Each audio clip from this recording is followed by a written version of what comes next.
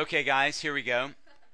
Now, example number 4, it says find the area of the rectangle and the triangle.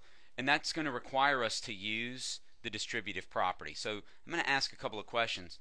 Zachary, how do I find the area of a rectangle? What's the formula? It's Base times height or length times width, right? Those two things would be the same, those dimensions. So we'll just say base times height here. Okay? Good. Let's leave that for the moment. Armand, what's the formula for the area of a triangle? base times height divided by 2. Area equals base times height divided by 2. But you know what? I want us to use a different way now. Because we're not dividing anymore. We're really multiplying by the reciprocal of 2. What is the reciprocal of 2? Times a half. Okay, good. So we're going to write this as 1/2 base times height. Like that. Okay? That's it. So let's do that for now. Okay, let's fill in what we know. The base here is 2x plus 5, and the height is 7.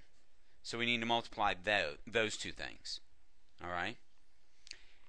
In the area, I need to do 1/2 times the base, which is 12, times the height, which is 8 minus 3y. Now let me say something, guys. I don't know why textbooks do this. This is not the way we would write this quantity. We would put the number with the variable in front of the 8. But what would its sign be? What would its sign be, Liam? It would be negative. So this quantity right here should say negative 3y plus 8. That's the way it should be written. It's not, but it should be written that way. Okay? All right, let me rewrite that the way they've got it. Okay, let's go back to the rectangle. Easy one there for me. All right? Fritz, would you go ahead and simplify this for me? The area of this rectangle is going to be what?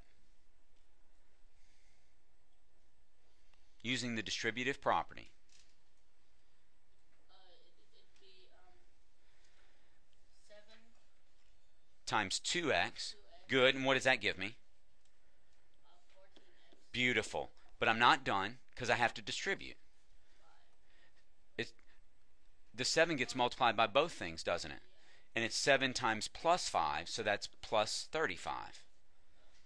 And that's it. That's as simple as we can write it. That's the area for that rectangle. Tut, tell me what I do here. What would you do to simplify it? I would do Good. The first thing I do is 1/2 times 12. And that's going to give me 6 times this stuff, right? Okay. Now, where would I go from there? you do 6 times 8. And that gives me Positive 48. +48. Good. And then 6 times 3. 6 times negative 3y gives me what? Negative 18. Negative 18y. Good. Now, I only have one problem, and I mentioned it earlier with this answer. How should this answer be written? Kai. Negative 18.